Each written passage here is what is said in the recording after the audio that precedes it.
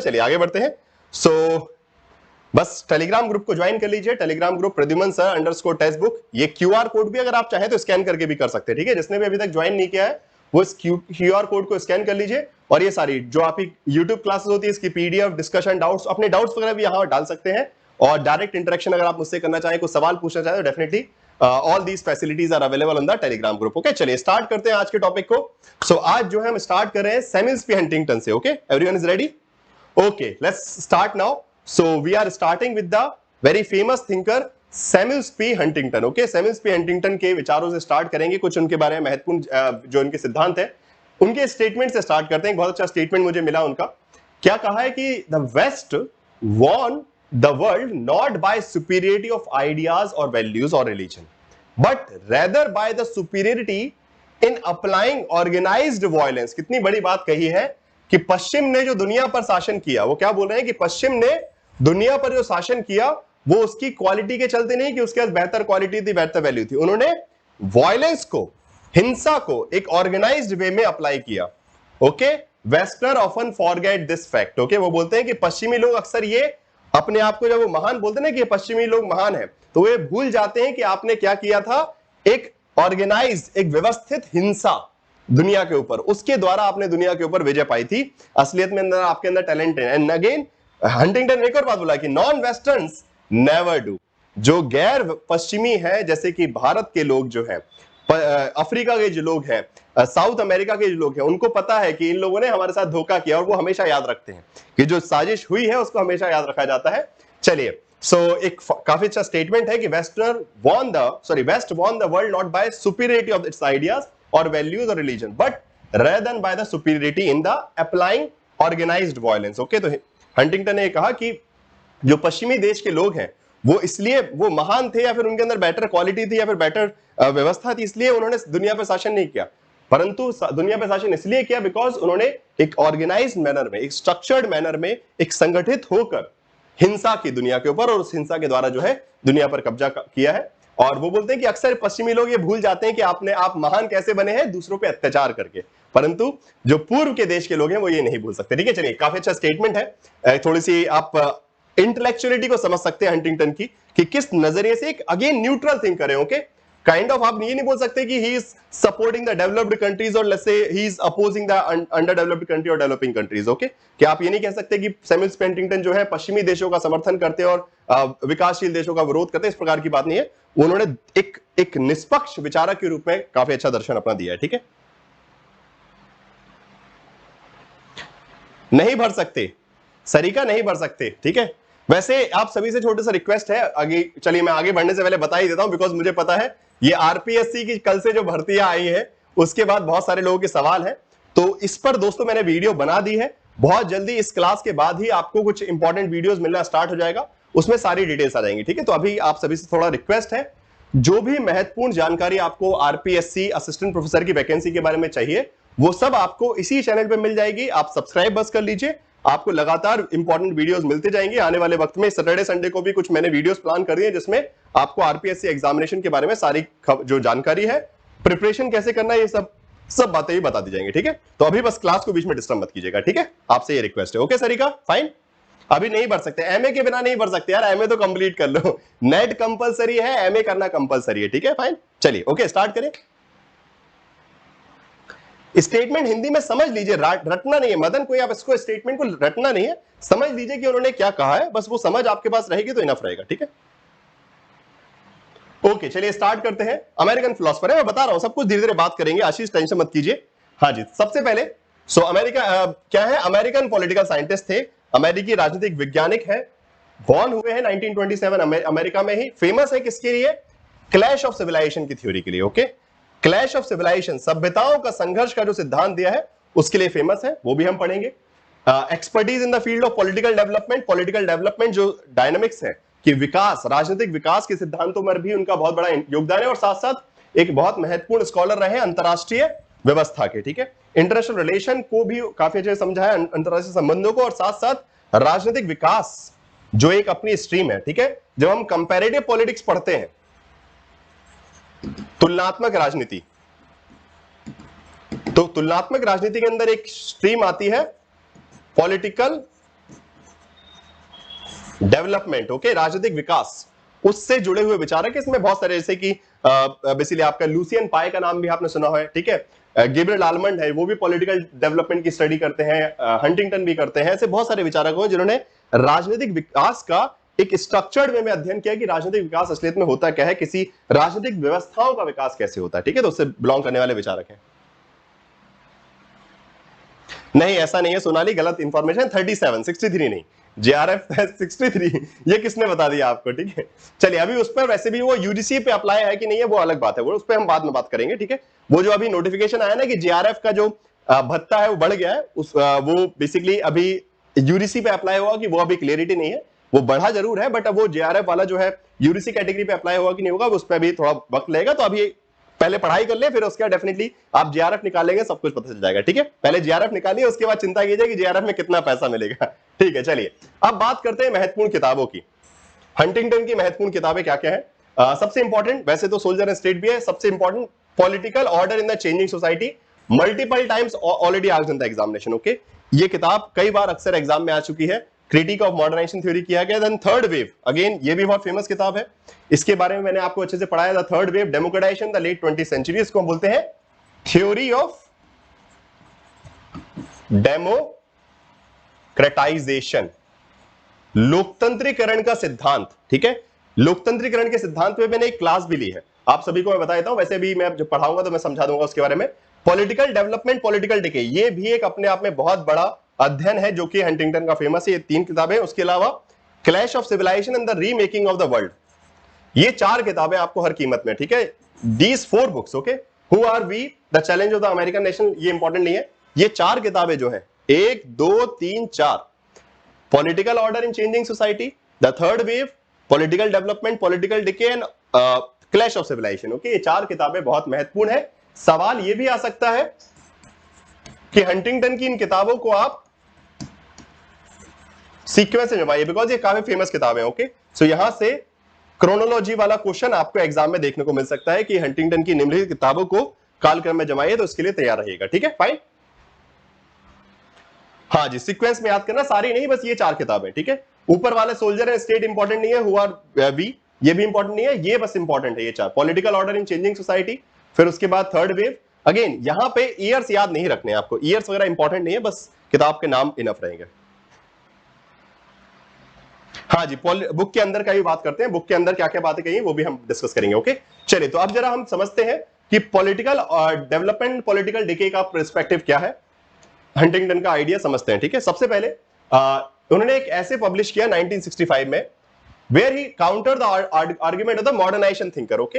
तो जो विकासवादी सिद्धांत के, ठीक है, जो आधुनिकरण के विचारक थे, जैसे कि अब आप बात करते हैं मॉडर्नाइजेशन थिंकर कौन है, जैसे कि टेलकॉट पार्सन, ठीक है, टेलकॉट पार्सन हुए आपके, या फिर इसके अलावा और किसी का नाम बता सकते हैं टेलकॉट पार्सन के अलावा? रॉस्टवे, ठीक है, लूसियन पाई, ऐसे बहुत सारे अनगिनत फिलोसोफर हैं जो कि मॉडर्नाइजेशन थ्योरी से बिलोंग करते हैं, ठीक है, जो कि इवन गैब्रियल आलमंड का भी आप नाम इसमें डाल सकते हैं इस श्रृंखला में। मॉडर्नाइजेशन, आधुनिकरण के जो विचारक हैं, टेलकॉट पार्सन है, रॉस्टवे है, लूसियन पाई है, ये सब थिंकर्स जो है एक तरीके से विकास का रास्ता बता रहे थे। उन्होंने बोला कि जिस प्रकार का विकास पश्चिम में हुआ है, okay, the way West has developed, that is the only way of modernisation, okay. उसी को बोलते हैं कि जिस प्रकार से आधुनिकरण पश्चिमी देशों का हुआ है, वही आधुनिकरण का तरीका, और उसी रास्ते पे चलेंगे।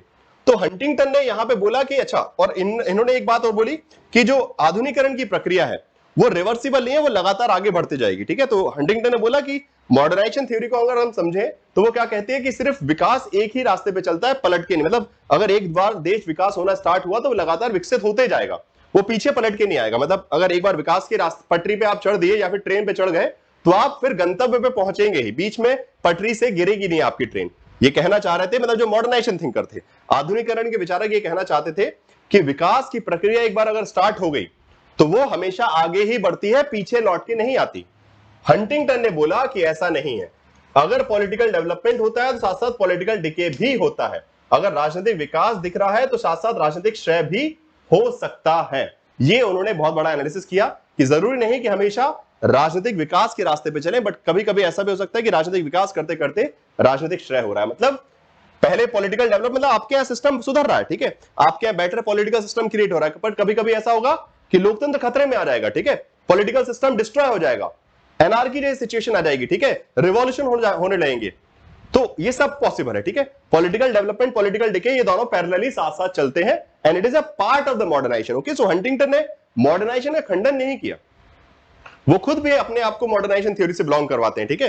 हंटिंगटन के आइडिया भी आधुनिकरण के सिद्धांत से संबंधित है, परंतु उन्होंने ये बोला कि ये कहना कि आधुनिकरण हमेशा एक ही यूनिडायरेक्शनल है, एक ही दिशा में चलता है, वो बात सही नहीं है। उसमें आपको ट्विस्ट एंड टर्न्स देखने को मिलेंगे, कभी कभी राजनीतिक श्रेय भी होगा, फिर राजनीतिक विकास होगा, ये ऊपर नीचे चलता रहता है, ठीक है। ये उनका बेसिकली कहना था। Fine, so now he state that development and decay are two polar point. क्या कहते हैं? Development decay are the two polar point of continuum and there are series of countries at different point of time. Okay, तो उनका ये कहना था कि विकास और श्रेय जो है वो एक सतत सत्य के ध्रुवीय बिंदु है, ठीक है, जो लगातार निरंतर चल रहे हैं, जिसमें कुछ देश जो है अलग अलग स्थिति पे हैं, कुछ देश जो है राजनीतिक विकास के दायरे में चल रहे हैं, कुछ देश कभी राजनीतिक श्रेय के, ठीक है। जैसे कि हमें आपको एग्जांपल देते हैं, ठीक है, अगर हम इन्हीं के एग्जांपल से लिखें, म्यांमार की बात करें,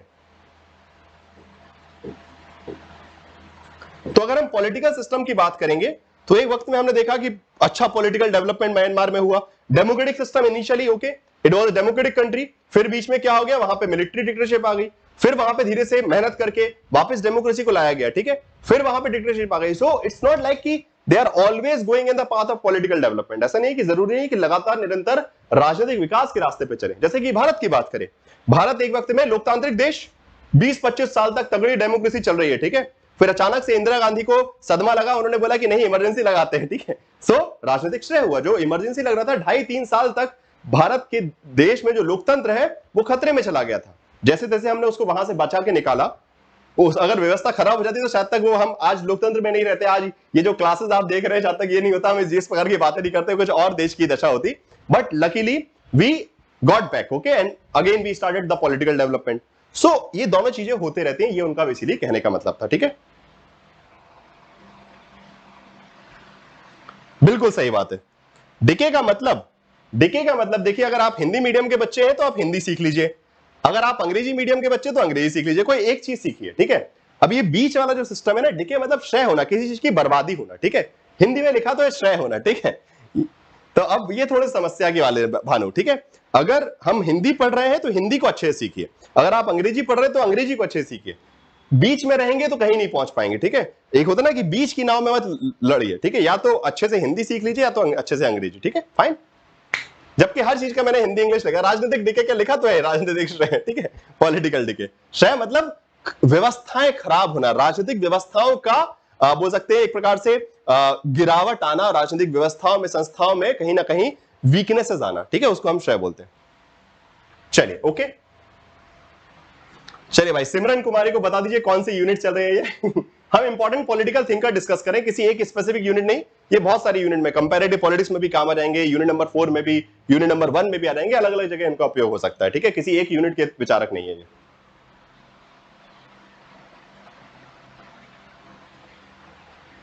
ओके, हाँ, अब बात करते हैं 4 variables of decay and development. ये इंपॉर्टेंट है एग्जाम के हिसाब से, ओके, यहां से काफी अच्छा सवाल आपको देखने को मिल सकता है कि निम्नलिखित कथनों को पढ़िए और इनमें से कौन सा जो है पॉइंट जो है, या फिर बोल सकते हैं variables, which among the following is not a variable, जो कि हंटिंगटन ने बताया। This can be a question कि which among the following is not a variable presented by Huntington regarding the political development, political decay. ये सवाल exam में आ सकता है, तो अब जरा ध्यान से समझते हैं। सबसे पहले उन्होंने कंपैरिजन बताया कि भाई डिके और डेवलपमेंट में डिफरेंस क्या है, विकास और श्रेय में अंतर क्या है। अगर अडेप्टेबिलिटी होगी, अगर मतलब आपका पॉलिटिकल सिस्टम क्या है, अडेप्टेबल है, अनुकूलशीलता है, तो वो हमेशा विकास होते रहेगा। मतलब भाई सीधी बात है, व्यवस्थाओं में प्रैग्मेटिज्म है, प्रैक्टिकलिटी है, जैसी समस्या आएगी उस हिसाब से व्यवस्थाएं जो है सुधरेंगी और उसका विकास होता रहेगा। तो अनुक्रियाशीलता किसको रिप्रेजेंट करती है, डेवलपमेंट को, ठीक है।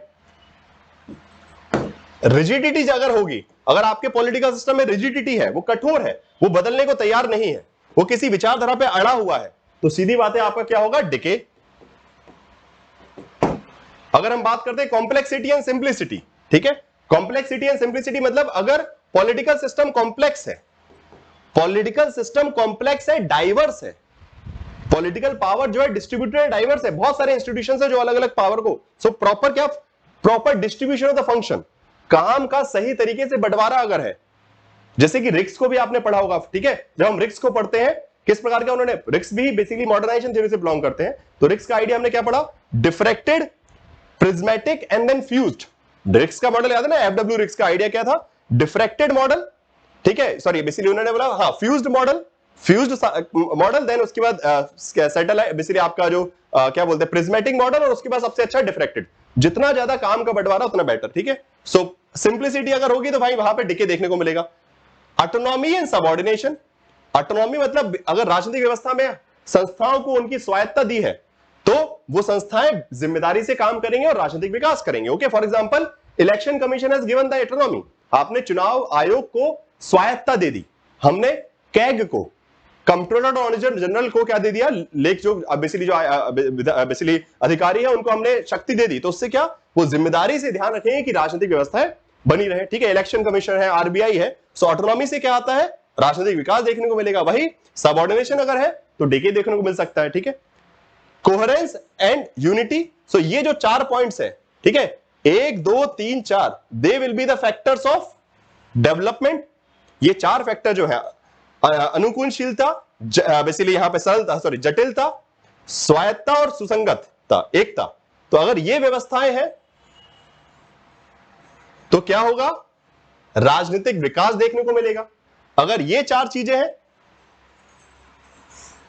तो आपको डिके देखने को मिलेगा, राजनीतिक श्रेय, कठोरता है, सरलता, सरल पॉलिटिकल सिस्टम है, उसमें ज्यादा मतलब वो डिफ्रैक्शन नहीं किया गया, मतलब प्रॉपर डिवीजन नहीं है, अधीनता है, असमता, असंगति है, तो यहां पे क्या आपको राजनीतिक श्रेय देखने को मिलेगा। बस ये उन्होंने डिफरेंस बताया, ठीक है, कि क्या मैटर करेंगे।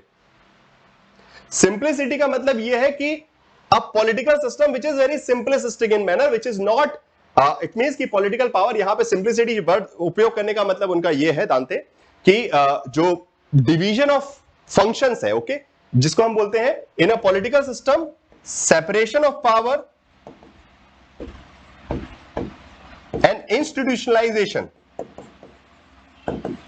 इसको हम बोलेंगे lack of institution, lack of institution मुख्य रूप से, ठीक है, मतलब संस्थाओं का ना होना, कम संस्थाओं के होने के चलते, और सारे डिसीजन क्या है भाई, एक ही गवर्नमेंट है या फिर एक ही सरकार है, वही न्याय भी कर रही है, वही लॉ भी बना रही है, वही इंप्लीमेंट भी कर रही है, सब कुछ, तो एक सिंपल सिस्टम तो है, परंतु तो डिवीजन ऑफ, ओके, और यहां पे कॉम्प्लेक्सिटी में क्या होगा कि आपने, और कॉम्प्लेक्स में क्या होता है, चेक एंड बैलेंस हो जाता है, ठीक है। कॉम्प्लेक्सिटी की खासियत क्या है, जटिल प्रणाली अगर राजनीतिक होगी तो जितना कॉम्प्लेक्स सिस्टम होगा उतना पॉलिटिकल सिस्टम के गिरने के चांसेस कम हो जाएंगे, ठीक है। एक मैं आपको छोटा सा एग्जांपल देता हूं, मान लीजिए एक राजा है, वो सब कुछ चला रहा है, अगर मान लीजिए उस राजा को कुछ होता तो पूरी की पूरी राजनीतिक व्यवस्था ऐसे की ऐसी खड़ी खड़ी मंजिल गिर जाएगी, ठीक है, जो आपकी राजनीति है पूरी झट से गिर जाएगी।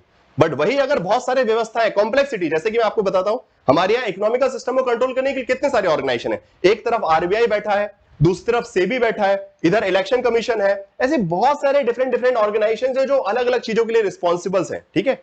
अब उसके चलते because of complex political system the stability is maintained, खतरा नहीं आता, अगर कहीं से गड़बड़ी होती है दूसरा संभाल लेता है, अगर जो आपके मंत्री हैं, ठीक है, वो धांधली करते हैं तो सुप्रीम कोर्ट बैठी है उसको बचाने के लिए, ठीक है, वहां से सिस्टम को सुधारने के लिए, अगर लेजिस्लेचर कुछ गलती करती है तो एग्जीक्यूटिव संभालती है, तो इस प्रकार से complexity is very important. Okay, got it.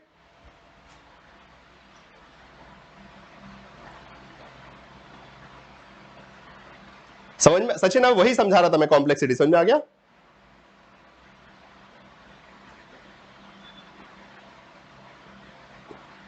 नहीं चंदन जी, अभी आंसर की नहीं आई। अरे यार आप लोग ना कुछ भी लगे, अभी पेपर खत्म हुए 22 तारीख को चंदन, ठीक है, पेपर 22 तारीख को खत्म हुए सारे, इनको आंसर की तुरंत चाहिए।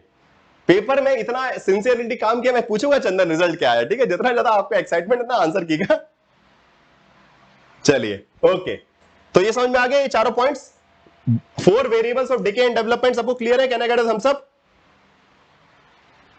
और थम्स अप देने की जगह क्या कीजिए, सेशन को लाइक कर दीजिए एक बार, चलिए ठीक है, थम्स अप तो ठीक है, लाइक करना भूल जाते हैं आप लोग, आके ना चुपचाप पढ़ने बैठ जाते हैं और मंगमुग्ध हो जाते हैं कि चलो सर पढ़ा रहे हैं, कथा चल रही है, बट कथा चलते चलते बीच बीच में घंटी बजा दिया कीजिए, ठीक है।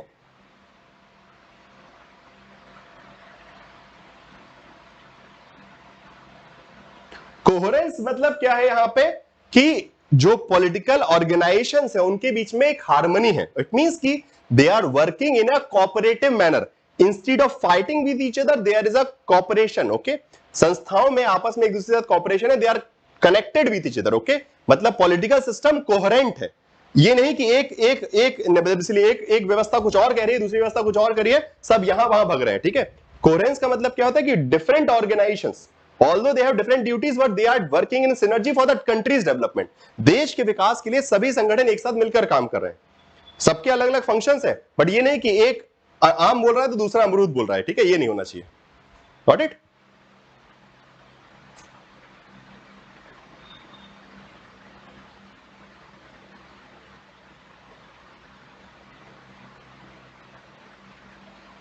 Okay, wonderful. चलिए आगे बढ़ते हैं। इसके बाद आता है वेव्स ऑफ डेमोक्रेटाइजेशन, मतलब लोकतंत्रीकरण की लहरें। ये चीज मैं अभी आपको नहीं पढ़ाऊंगा, हंटिंगटन इसके लिए बहुत फेमस है। जो लोकतंत्रीकरण का जो विचार उन्होंने दिया है उसके लिए भी हंटिंगटन काफी ज्यादा फेमस है, बट इसको मैं अभी आपको नहीं पढ़ाऊंगा। कारण ये है कि ये मैं ऑलरेडी पढ़ा चुका हूं। ठीक है, तो इसको मैं फिर से रिपीट नहीं करूंगा। मैं आप लोगों को क्या सजेस्ट करूंगा, आप यूट्यूब खोलिएगा, यूट्यूब पे जाके यूट्यूब सर्च कीजिएगा, वहां पे जाके क्या लिखेंगे, वहां लिखेंगे डेमोक्रेटाइजेशन,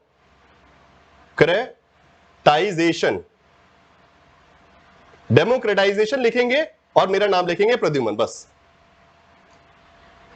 डेमोक्रेटाइजेशन प्रद्युमन, बस इतने में आपको सबसे देखिए, बस इतना ही लिखा, डेमोक्रेटाइजेशन प्रद्युमन, आपको वीडियो मिलेगी डेमोक्रेटाइजेशन की कहानी। ठीक है, सामने दिख रहा है, आराम से इस वीडियो को पूरा देख लीजिएगा, जिसमें हंटिंगटन का पूरा जो आइडिया है ना, वेव्स ऑफ डेमोक्रेटाइजेशन, ओके, लोकतंत्रीकरण की लहरें, तो उसी को फिर से रिपीट करके आपका भी टाइम वेस्ट, मेरा भी टाइम वेस्ट, तो वक्त को हमको बचाना है। सो यहां पे जो सबसे पहले ये वीडियो दिख रहा है, ठीक है, सो ये डेमोक्रेटाइजेशन का जो वेव्स ऑफ डेमोक्रेटाइजेशन है, ये वीडियो आपको मिल जाएगा। इसमें पूरा हंटिंगटन का कॉन्सेप्ट मैंने समझाया, देखिए। ठीक है, ये जो डेमोक्रेटाइजेशन कैसे कैसे हुआ, क्या सब कुछ इसमें इस वीडियो में आपको मिल जाएगा। ठीक है, बड़ी आसानी से सर्च कर सकते हैं, और ज्यादा किसी को नहीं मिलेगा तो फिर मैं टेलीग्राम पे भी डाल दूंगा। ठीक है, गॉट इट, डन ना? तो ये कर लेंगे सब, ये आपका होमवर्क है, बिकॉज मैं तो क्वेश्चन पूछूंगा इस क्लास के बाद। आपका होमवर्क रहेगा कि फटाफट ये डेमोक्रेटाइजेशन वाली वीडियो कवर करना है, और जो नहीं करेगा फिर वो उसकी जिम्मेदारी। ठीक है, बिकॉज हंटिंगटन का ये